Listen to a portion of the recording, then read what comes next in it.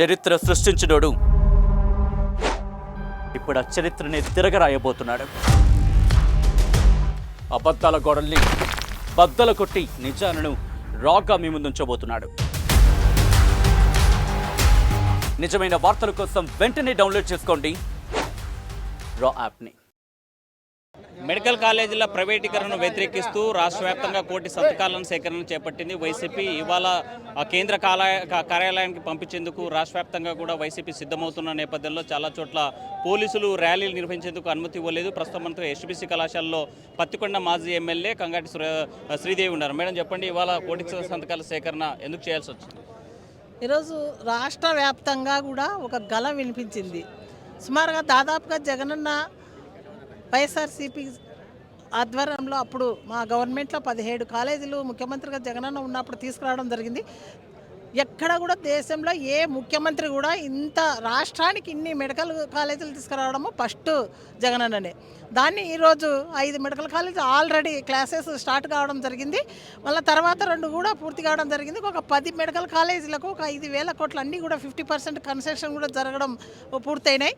ఒక 5,000 కోట్లు పెట్టలేక చంద్రబాబు నాయుడు గారు ఈరోజు అవి పూర్తి చేస్తే జగనన్నకు ఒక మంచి పేరు వస్తుంది రాష్ట్రంలో అని చెప్పేసి ఈరోజు ఆయనకు జగనన్నకు పేరు వస్తుందని చెప్పి ఈరోజు రాష్ట్రంలో ఉన్న పేదవాళ్ళ కళలను అందరినీ, డాక్టర్ కావాలన్న కళలందరినీ, పేదవాళ్ళ ఉచిత వైద్యాన్ని అంతా కూడా నిర్వీర్యం చేసిన పరిస్థితి ఈరోజు రాష్ట్రంలో చంద్రబాబు నాయుడు గారు ఈరోజు బయట ఉన్నారు. ఈరోజు దీన్నంతా కూడా కోటి సంతకాల సేకరణతో అక్టోబర్ 10 నుంచి కూడా 2 నెలల నుంచి మేము ప్రతి ఊరు వాడ తిరిగి పెద్ద స్పందన, స్వచ్ఛందంగా ప్రతి వాళ్ళు కూడా పార్టీకి అతీతంగా ఏ పార్టీ అని చూడలేదు, ప్రతి వాళ్ళకు కూడా ఈ గవర్నమెంట్ హాస్పిటల్ కూడా అవసరం, మాకి గవర్నమెంట్ కాలేజీలు కూడా అవసరం అని చెప్పేసి ఈరోజు పేదవాళ్ళు డాక్టర్లు చదవాలంటే చాలా కోట్లు గుమ్మరించాల్సిన అవసరం ఉంది. కానీ ఈరోజు అన్ని మెడికల్ కాలేజీలు వస్తే ఉచితంగా సుమారుగా 5,000 సీట్లు ఈరోజు రాష్ట్రంలో నెలకొల్పుతారు. కాబట్టి ఇవన్నీ కూడా నిర్వీర్యం చేసేంత అధికారం ప్రభుత్వం సొమ్మంతా కూడా ఈయన ప్రైవేట్కి అప్పచెప్పాల్సిన అవసరం ఏమని చెప్పేసి పెద్ద ఎత్తున కూడా రాష్ట్రంలో ఈ గలం వినిపిస్తుంది. పీపీపీ విధానాన్ని వెంటనే కూడా రద్దు చేయాలని చెప్పేసి ఈరోజు కోటి సంతకాలన్నీ కూడా మొన్న నియోజకవర్గంలో చేయడం జరిగింది. ఈరోజు అంతా కూడా మరి జిల్లా వ్యాప్తంగా తాడేపల్లి ఆఫీసు కూడా ఈరోజు ర్యాలీగా కూడా తరలించడం జరుగుతుంది. అంటే పీపీపీ విధానం పూర్తిగా ప్రైవేట్ పరం కాదు, ఇది కేవలం అవగాహన లేకనే వైసీపీ లాంటి రాజకీయం అంటే ప్రైవేట్ వాళ్ళకి అప్పచెప్తున్నారు. దాన్ని పూర్తి చేయండి. అసలు ప్రైవేట్ వాళ్ళకి అప్పచెప్పాల్సిన అవసరం ఏముంది అని నేను అడుగుతున్నా. ఈరోజు ఆల్రెడీ జగనన్న ప్రభుత్వంగానే అన్ని కాలేజీలు కట్టించి స్టార్ట్ చేసినాడు 5 కాలేజీలని. మిగతావి పూర్తి చేసి 50% కన్స్ట్రక్షన్లో ఉన్న కాలేజీలని ఈరోజు తీసుకొని వచ్చి ప్రైవేట్ వాళ్ళకి అప్పచెప్తే ప్రైవేట్ వాళ్ళు డబ్బు ఖర్చు పెట్టి అన్ని చేసి ఈరోజు ఉచిత వైద్యం అందిస్తారా? ఈరోజు చంద్రబాబు నాయుడు గారి కూటమిని చెప్పమని చెప్పండి. ఈరోజు నేను పూచి ఉంటాను, ప్రభుత్వ కాలేజీలాగే నడుపుతామని ధైర్యంగా చెప్పమనండి. వాళ్ళని చెప్తారేమో వాళ్ళు కానీ, వాళ్ళ మంత్రులు కానీ, వాళ్ళ ఎమ్మెల్యేలు కానీ, కూటమిలో ఎవరైనా కూడా పవన్ కళ్యాణ్ గారు కానీ, లోకేష్ గారు కానీ ఎవరైనా ఈరోజు ధైర్యంగా వచ్చి ప్రైవేటుగా ఇచ్చినా కూడా ప్రభుత్వంగా ప్రజల ద్వారానే నడుపుతామని ధైర్యంగా చెప్పమనండి. ఇవన్నీ కూడా ఏవైతే మన హామీలు ఇచ్చి అరకొర చేసుకుంటున్నారో ఇది కూడా అంతే. ఇది కూడా ఉన్న వాటిని పోగొట్టే పరిస్థితి ఈరోజు కేవలం జగనన్నకు మంచి పేరు వస్తుందని పూర్తిగా పేదవాళ్ళందరికీ కూడా ఈ హాస్పిటల్ రాక, ఈ కాలేజీలు రాక ఈరోజు ఇంత అడ్డం పడి ఈరోజు కుచిత బుద్ధితో ఆయన చంద్రబాబు నాయుడు గారి కుచిత బుద్ధి ఈరోజు బయటపడింది. ఈరోజు అంతా అనుకుంటున్నారు రాష్ట్రం అంతా. ఈరోజు 2 సంవత్సరాలు కరోనాతో పోయినా కూడా 3 సంవత్సరాలు ఈరోజు జగనన్న అన్ని కాలేజీలు తీసుకొచ్చినాడంటే ఏకైక సీఎం జగనన్నే అని చెప్పేసి ఈ ఆంధ్ర రాష్ట్రానికి ఒక అదృష్టం ఈరోజు జగనన్న రావడం, అన్ని కాలేజీలను తీసుకురావడం.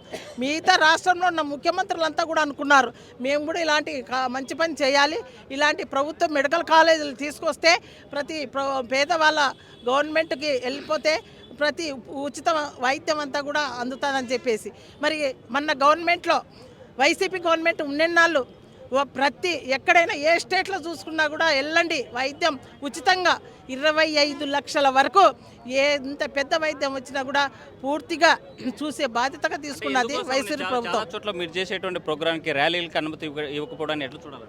అంటే ర్యాలీకి అనుమతి ఇస్తే అందరికీ కూడా తెలుస్తుంది కదా, మీడియాలో వస్తాయి, పత్రికల్లో వస్తాయి, ప్రతి ప్రజాజన ముఖ్యంగా ప్రజలంతా కూడా చూస్తారు, డిస్కషన్ చేసుకుంటారు ఎందుకు ఇది అనేది. కాబట్టి ప్రతి దాంట్లో అడ్డుకోవాలి.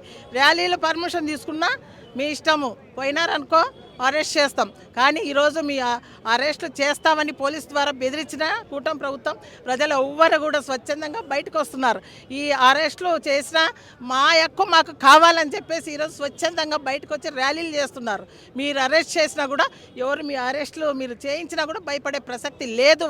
వైఎస్ఆర్సీపీ ఎప్పుడు కూడా పేదవాళ్ళ కోసమే తాపత్రపడే ప్రభుత్వం, పేదవాళ్ళ కోసమే పనిచేసే ప్రభుత్వం వైఎస్ఆర్సీపీ అని చెప్పేసి గట్టిగా చెప్తున్నాం.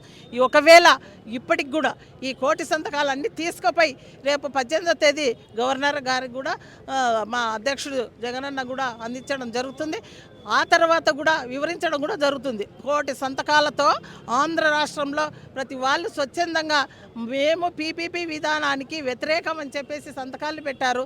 ఇప్పుడైనా చంద్రబాబు నాయుడు గారు కిందికి దిగిరావాలి. దిగిరాని పక్షంలో దీన్ని ఇంకా కూడా పేదల వారి తరపున వైఎస్ఆర్సీపీ ఎప్పుడు కూడా అండగా ఉండి దీన్ని ఇంకా పెద్ద ఎత్తున ఉధృతం చేయడానికి కూడా రెడీగా ఉందని చెప్పేసి తెలియజేస్తున్నారు. కూటమి ప్రభుత్వం చేసేటువంటి బెదిరింపులకు బెదిరేది లేదు, కేసులు పెడితే భయపడేది లేదు.